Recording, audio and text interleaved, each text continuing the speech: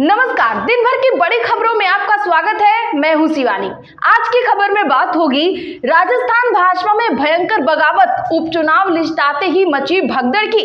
वहीं मोदी के जनसंख्या कानून की नायडू ने उड़ाई धज्जियां, मचा भारी बवाल की और राहुल ने दिखाया इतना बड़ा दिल कि अखिलेश हुए गदगद की। साथ ही महाराष्ट्र एनडीए ने जारी की 99 सीटों पर पहली लिस्ट की। वहीं बैकफुट पर निर्मला सीतारमण, गडकरी के लेटर का दिखने लगा असर की। इधर दिल्ली से चौंकाने वाली खबर, शाह की बोलती बंद की। इसी के साथ आज दिन भर की सभी बड़ी और प्रमुख खबरों को जानेंगे विस्तार से। उससे पहले एक नजर सुर्खियों पर। महाराष्ट्र भाजपा ने 99 कैंडिडेट्स की पहली लिस्ट की जारी। डिप्टी सीएम फडणवीस नागपुर दक्षिण पश्चिम, प्रदेश अध्यक्ष बावनकुळे कामठी से लड़ेंगे चुनाव। उड़ाने की धमकियों के बीच आज 20 फ्लाइटों की इमरजेंसी लैंडिंग। 7 दिन में 90 विमानों में उड़ाने की मिली धमकियां। केंद्र ने डीजीसीए प्रमुख को हटाया। भाजपा से टिकट नहीं मिला तो फूट फूट कर रोने लगे। 6 प्रत्याशियों की लिस्ट के बाद 6 सीटों पर बगावत। नेता बोले समर्थकों से बात कर लेंगे फैसला। विधानसभा उपचुनाव नहीं लड़ेगी कांग्रेस, सभी 10 सीटों पर सपा को समर्थन देने का किया फैसला। हरियाणा में लालू यादव के समधि का यू टर्न। पूर्व मंत्री ने 2 दिन पहले छोड़ी कांग्रेस, अब बोले मैं जन्मजात कांग्रेसी, बेटे ने मजबूर किया। चंद्रबाबू नायडू की अपील, ज्यादा बच्चे पैदा करें, हम दो हमारे दो नहीं लड़ सकेंगे चुनाव, नया कानून लाएंगे नायडू। तेजस्वी आपके सैया है क्या? पत्रकार पर भड़के पप्पू यादव, लॉरेंस बिश्नोई पर यू टर्न। पहले कहा गैंग को खत्म कर देंगे, अब सवाल पूछने से रोका। आप बोली भाजपा यूपी से यमुना नदी में गंदा पानी छोड़ रही। बीजेपी ने कहा 1000 करोड़ प्रदूषण टैक्स कलेक्ट किया था, उसका क्या हुआ? यूपी में बटेंगे तो कटेंगे जैसे रहेंगे भाजपा के नारे। राम मंदिर के बाद अब नई लाइन, योगी, मोदी और भागवत ने दिए संकेत। कांग्रेस और जेएमएम ने आपस में बांटी 70 सीटें। आरजेडी बोली 12 सीटों पर पार्टी की मजबूत पकड़, हक दे गठबंधन वरना विकल्प खुले हैं। तेज प्रताप यादव बोले करहल में वोटरों को रोकने की साजिश, बीजेपी की लिस्ट आ जा सकती है। जौनपुर सांसद ने कहा सपा जीतेगी सभी सीटें। वाराणसी में पीएम मोदी बोले मेरा 3 गुरु परंपराओं से नाता, चुनाव से ठीक पहले जनता को लुभाने के लिए दी बड़ी सौगात। दिल्ली का हाल मुंबई के अंडरवर्ल्ड जैसा, सीएम आतिशी ने धमाके के बाद उठाए सवाल। वेस्ट बंगाल में टीएमसी ने जारी की पहली लिस्ट, 6 उम्मीदवारों के नाम का हुआ ऐलान। यूपी विधानसभा उपचुनाव में कांग्रेस नेता अरशद राणा ने बदला पाला, एआईएमआईएम का थामा दामन। हरियाणा में भाजपा को जीत दिलाने के बाद महाराष्ट्र में सक्रिय हुआ संघ, जमीन पर उतरी टोलियां। 5 लाख रुपए तक के बीमा पर जीएसटी छूट संभव, 13% तक जीएसटी घटाने की सिफारिश। पानी बोतल व साइकिल पर भी टैक्स घटेगा।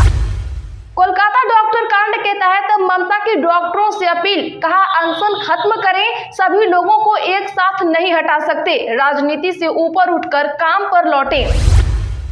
प्रियंका 23 अक्टूबर को वायनाड में नामांकन करेंगी दाखिल, फिर रोड शो निकालेंगी। राहुल भी रहेंगे मौजूद। बीजेपी ने नाव्या हरिदास को उतारा।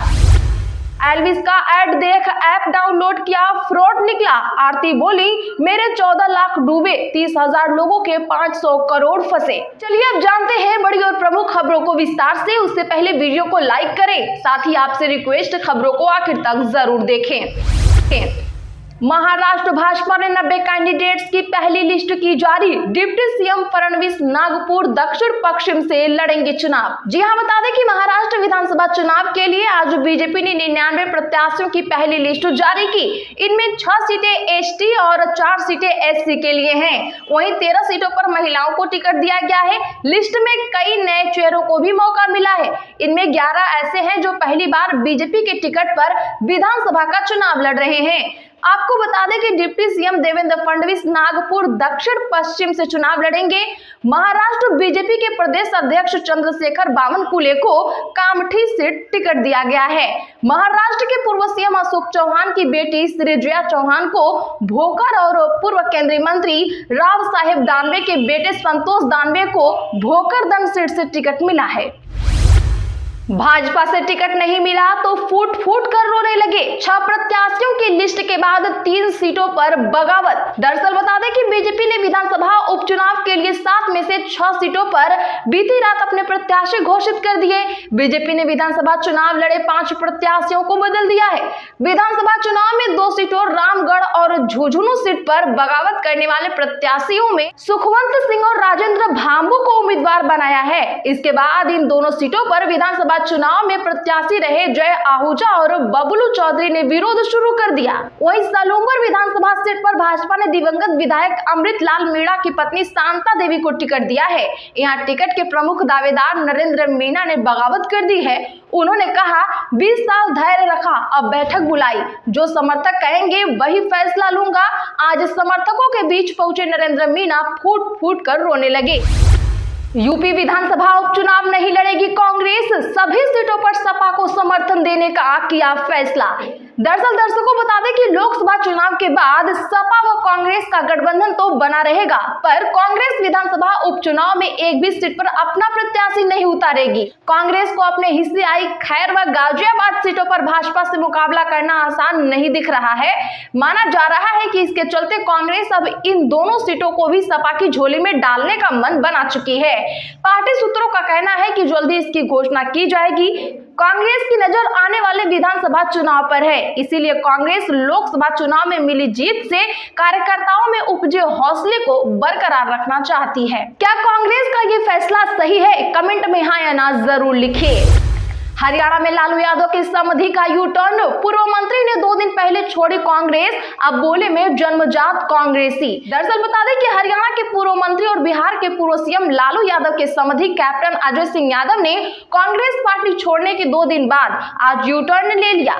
पूर्व मंत्री कैप्टन अजय सिंह यादव ने सोशल मीडिया पर पोस्ट कर लिखा, मैं जन्म से कांग्रेसी हूँ और आखिरी सांस तक कांग्रेसी ही रहूंगा। उन्होंने राहुल गांधी को टैग करते हुए लिखा, मैं इस बात से दुखी था कि ओबीसी विभाग के लिए की गई मेरी मेहनत को हाईकमान द्वारा सराहा नहीं जा रहा था, लेकिन मैंने ठंडे दिमाग से कांग्रेस पार्टी को मजबूत करने का फैसला किया। खासकर मेरी मार्गदर्शक और नेता सोनिया गांधी जी को मेरे बेटे चिरंजीवी ने मुझे अतीत को भूलने के लिए प्रेरित किया है।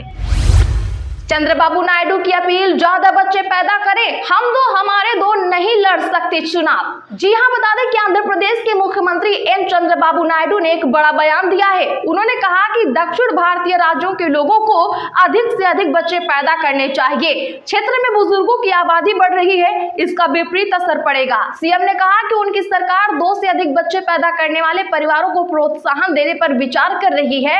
वहीं एक नया कानून भी लाने की तैयारी में है। अगर यह कानून आया तो आंध्र प्रदेश में 2 से अधिक बच्चे वाले लोग ही स्थानीय निकाय के चुनाव लड़ सकेंगे। टाइम्स ऑफ इंडिया की रिपोर्ट के मुताबिक चंद्रबाबू नायडू ने कहा कि सरकार अधिक बच्चे वाले परिवारों को अधिक लाभ देने पर विचार कर रही है। पहले के कानून के तहत 2 से अधिक बच्चे वाले लोग स्थानीय निकाय का चुनाव नहीं लड़ सकते थे। अब चंद्रबाबू नायडू सरकार ने इस कानून को निरस्त कर दिया है। इसी की जगह नया कानून लाने पर विचार कर रही है। अब इस तरह से चंद्रबाबू नायडू ने मोदी सरकार के आगामी जनसंख्या कानून की धज्जियां उड़ा दी हैं। भाजपा नेता बोले, कानपुर में मुस्लिमों को मौलानाओं ने डराया। तेज प्रताप ने कहा, करहल में रामपुर जैसी साजिश का डर। दरअसल बता दें कि यूपी उपचुनाव को लेकर सरगर्मी तेज हो गई है। बीजेपी के अल्पसंख्यक मोर्चा के प्रदेश मंत्री अनस उस्मानी ने कहा, मौलाना मुस्लिम समाज के लोगों को भारतीय जनता पार्टी का डर दिखाते हैं, जिसकी वजह से वो बीजेपी को वोट नहीं करते। वहीं करहल से सपा प्रत्याशी तेज प्रताप ने कहा, भाजपा के नेता और मंत्री अधिकारियों को सपा वोटरों को रोकने के निर्देश दे रहे हैं।